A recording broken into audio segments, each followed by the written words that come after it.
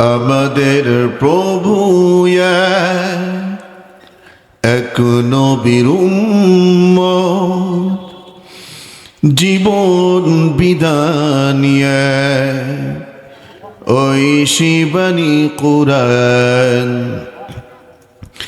আমাদের প্রভু এক নবীর উম্মত, জীবন বিধান ওই শিবানী কুরআন। তবু কেন এখনো হে মুসলমান এক হও করি আহ্বান। ঠিক না ঠিক?